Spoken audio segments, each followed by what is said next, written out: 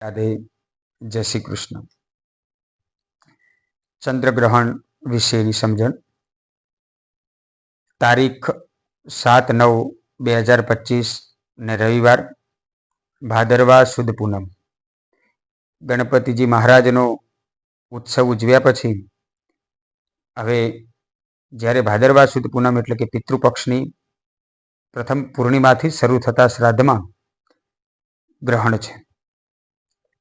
આ ગ્રહણ છે એ વખતે સૂર્ય સિંહ રાશિમાં છે અને પૂર્વા ફાલ્ગુની નક્ષત્રમાં છે, તથા ચંદ્ર છે તે કુંભ રાશિમાં છે અને શતભિષા અને પૂર્વ ભાદ્રપદ નક્ષત્રમાં છે. એ સમયમાં આ ચંદ્ર ગ્રહણ થવા જઈ રહ્યું છે. આ ગ્રહણ રાત્રે 9:57 1:27 સુધી રાત્રે રહેશે અને પાળવાનું 12:57 બપોરથી રહેશે, રવિવારના રોજ. માટે રોજિંદા જીવનમાં ઉપયોગી વસ્તુઓ, અનાજમાં પણ અને દેવતાકામાં પણ દર્ભનો એટલે કે દાભનો એક ટુકડો મૂકવો જરૂરી છે. સાથે દેવાલયની ઉપર પણ એક ટુકડો મૂકવો જરૂરી છે. સાથે આ જ્યારે સમય ગ્રહણનો સમયકાળ આવે ત્યારે આસન ઉપર બેસી અને જેના તમે પૂર્વે કોઈ જપ કરેલા છે તેવો મંત્ર, ગુરુમુખ થયેલો મંત્ર, એ મંત્રના જપ કરી શકાય. જો ગુરુમુખ નથી થયા અને આ ગ્રહણ કાળની અંદર આસન લગાવીને બેઠા છીએ તો કોઈ પણ ભગવાનનો નામ મંત્ર લઈ શકાય. જેવી રીતે ભગવાન રામ વિશે જપ કરવા છે, ભગવાન રામ ઉપર આપણને ઈષ્ટદેવ છે આપણા, એમની ઉપર શ્રદ્ધા છે તો રામાય નમઃ. ભગવાન કૃષ્ણ ઉપર શ્રદ્ધા છે તો કૃષ્ણાય નમઃ, રાધે કૃષ્ણાય નમઃ.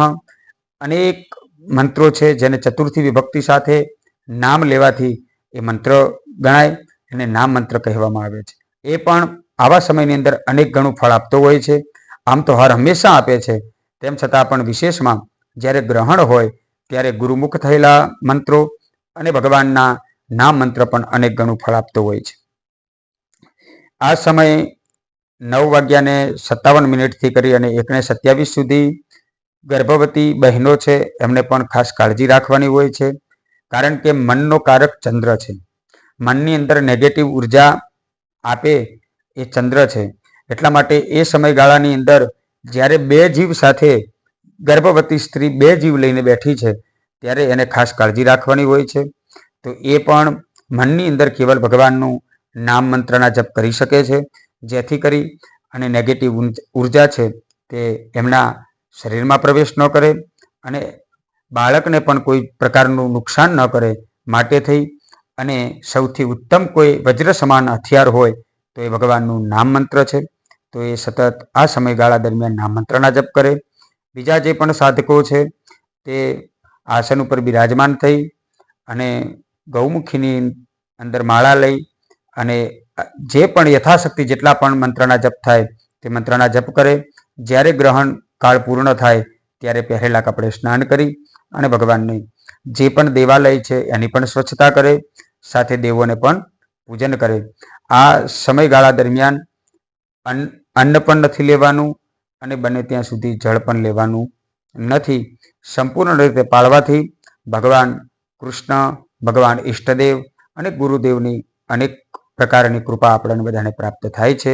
એ હેતુ સાથે સર્વને મારા જય શ્રી કૃષ્ણ.